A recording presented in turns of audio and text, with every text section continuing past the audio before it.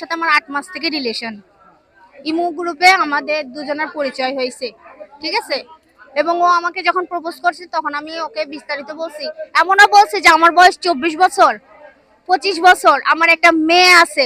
তাও ও বলছে যে এতে কি হয়েছে, ও মনে করছে হয়তো বা আমি মিথ্যে কথা বলতেছি, কিন্তু আমি ওকে সম্পূর্ণ সত্যি কথা বলে দিয়েছি যে আমার মেয়ে আছে। এমনকি সে আমার মেয়ের সাথে পর্যন্ত কথা বলছে।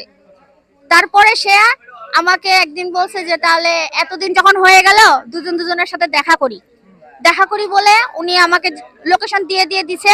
আমি তাদের বাসায় গেছি, তাদের ডাইরেক্ট বাসায় গেছি, তার রুমে গেছি এবং তার মামা সবকিছু জানার পরে ওকে মারধর করছে ওর আম্মু।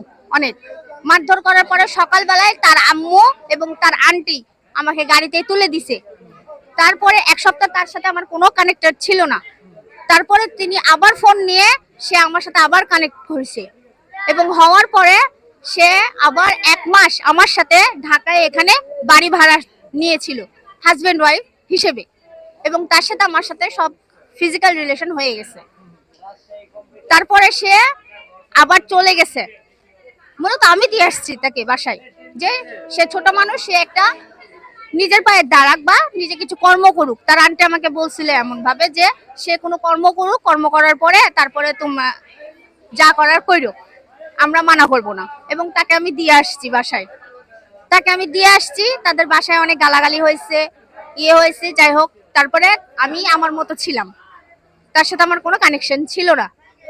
আমি গেছি আমার আন্টির বাসায়, ওদের এক এলাকা পরে আমার এক আন্টির বাসা, ওইখানে আমি বেড়াতে গেছি।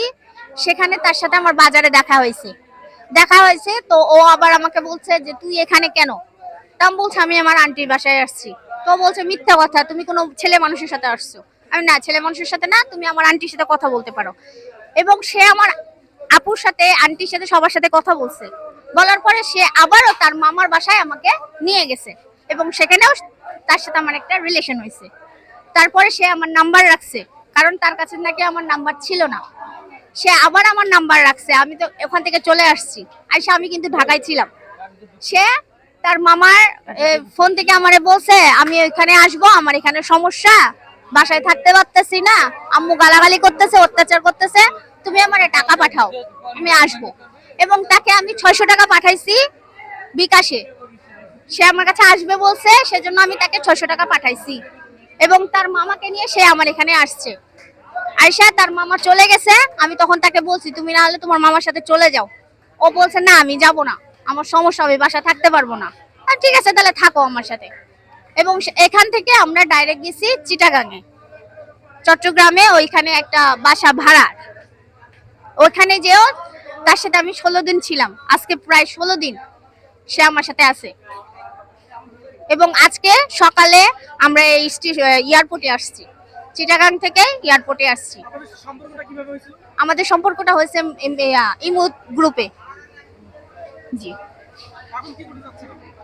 এখন হয় ওর, ও যে আমার নামে মিথ্যা কথাগুলো বলছে যে আমার বিষয়ে কিছু জানে না বা আমার মেয়ে আছে এগুলো জানে না, ও হয় স্বীকার করুক সবকিছু, আর না হলে আমি ওর নামে জিডি করব, ওর নামে থানাতে মামলা দিব। আর মামলা তো অবশ্যই হবে, এটা আমি জানি। আর না হলে ওর মা বাপ যে আছে, গার্জেন আছে, গার্জেনকে ডাকো। ও যাগুলো হইছে অত মিথ্যা হইছে, বলতেছে